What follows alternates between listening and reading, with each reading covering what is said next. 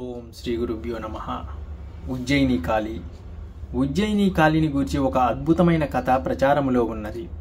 విక్రమార్కుడు పరిపాలిస్తూ ఉండగా ఒక మాంత్రికుడు ఆయన ఆస్థానానికి వచ్చి రోజు ఒక పండు బహుకరించి వెళ్ళేవాడు. కొన్నాళ్ళు గడిచిన తర్వాత ఓ రోజు పండు తీసుకుంటూ ఉండగా కింద పడింది.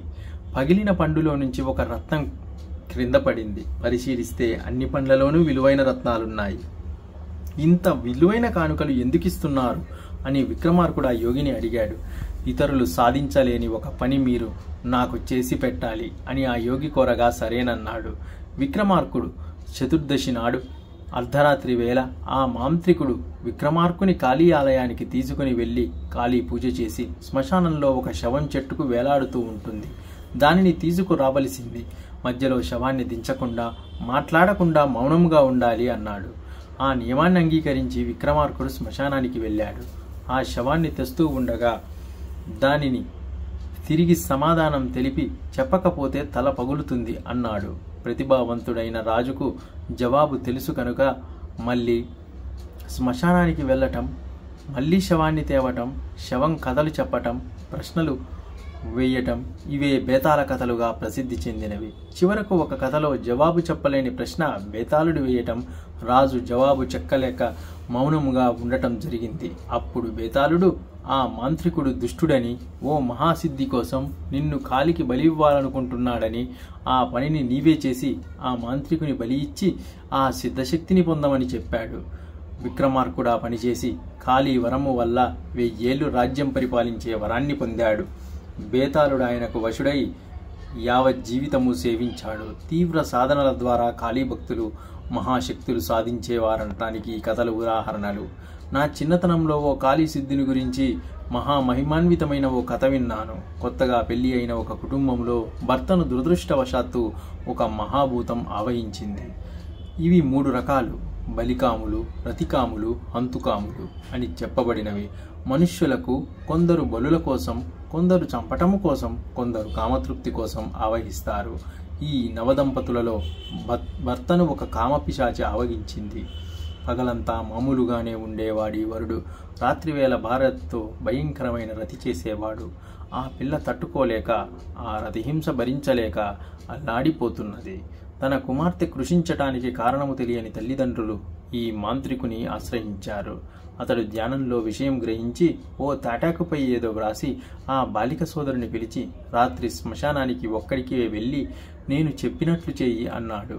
ఆ యువకుడు అర్ధరాత్రి ప్రేతభూమికి వెళ్ళి గురువుగారిచ్చిన తాటాకు చేతిలో పట్టుకొని నిలుచున్నాడు. ఇంతలో కాగడాలతో పరివారముతో ఓ పెద్ద ఊరేగింపు వచ్చింది. ఆ మధ్యలో ఓ పల్లకి ఈ తాటాకును ఉంచాడు. దానిలో వ్రాసిన దానికి ఆమె చదివింది.